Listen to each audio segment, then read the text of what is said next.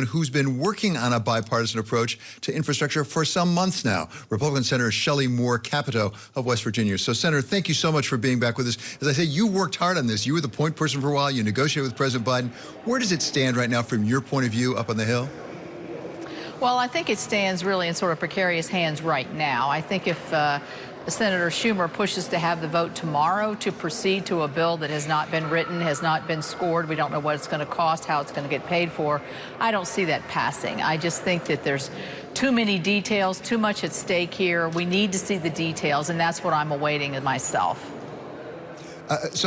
What sorts of issues are left outstanding? And let me ask you specifically about one, which is pay-fors. At one point, the bipartisan approach that they've been talking about had a lot more funding for the IRS, thinking they get a lot more money. We're told that's off the table now. What are the possible substitutes for that kind of pay-for?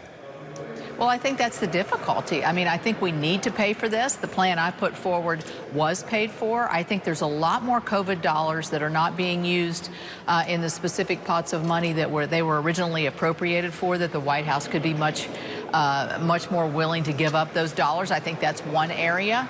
I do think that they're going to have difficulty convincing everybody that it's fully paid for, but there is a theory that if the investment is so large that part of that will pay for itself. I'm not sure that passes the test with everybody, but it will with some. So I think the pay for issue was always going to be the most difficult, and it remains that way. But there's still policy issues that I still think are vague, are undefined, that we need to have more specificity. I am the ranking member on the Environment and Public Works Committee. We passed a bipartisan bill. I'd like to see a lot of the policies on permitting and other things that we were able to get through remain in this package. And right now, I don't have those assurances.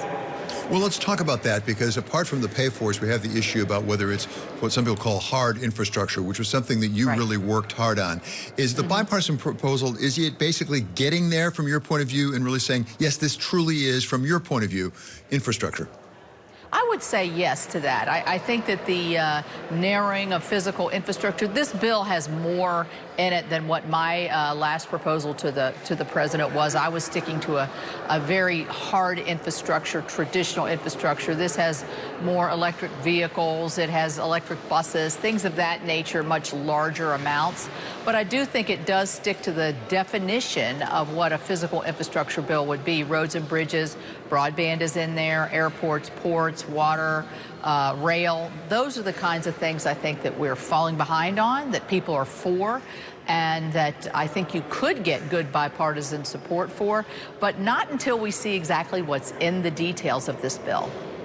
You mentioned permitting, because we have heard from various people that one of the issues with infrastructure is getting it built, because there are a lot of restrictions that make that difficult. Are you getting resistance from the Democratic side on that issue, saying if we're really going to get this infrastructure built, we're going to need to relax some of the permits? Well, I think what we need to do is not relax the requirements, but at least shorten the time frame.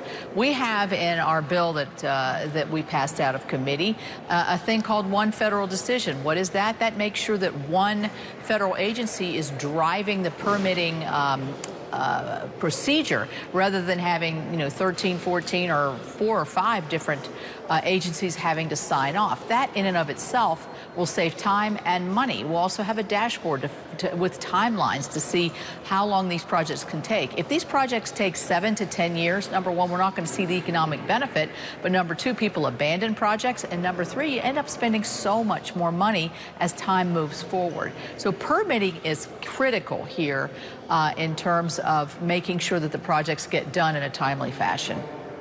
Senator, yesterday on this program, somebody said that it's a little bit like a college student with a term paper. It doesn't get done until the very last moment. So putting aside the deadline of tomorrow, which it looks like it's going to be hard to meet, do you expect there to be something gotten through Congress on infrastructure before the August recess? I must say, I talked to somebody who's been a pretty prominent member of Republican administrations yesterday who said he thought it was like 51-49.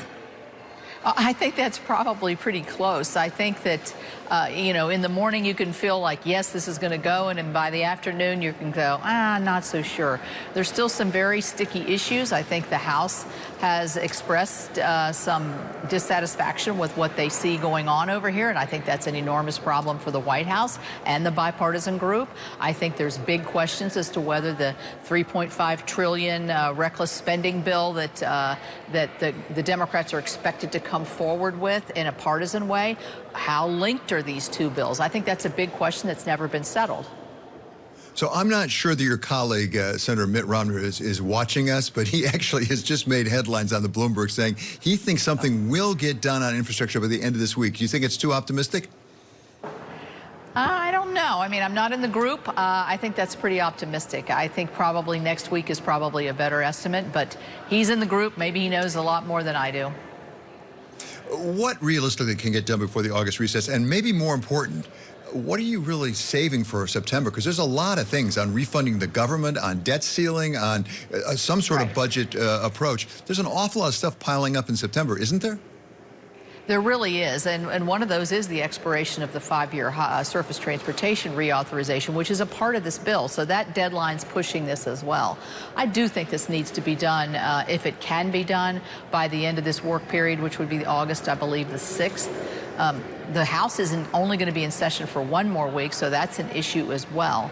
But I think that there's a will. If there's a will, there's a way. I do believe there's a will here to get this done. I believe in a bipartisan infrastructure package. I just want to see what it is and how it interacts with different things, not just in my home state of West Virginia, but policies such as permitting, like formula highway programs, like how are we going to spend the money on broadband? How are we going to get that to the last house? These are the issues that we don't really have the answers to, and until we see those, I think a lot of people are just sort of hanging back before they make a final decision, which is what you would want them to do before they would, you know, automatically be for something until they actually see what that is.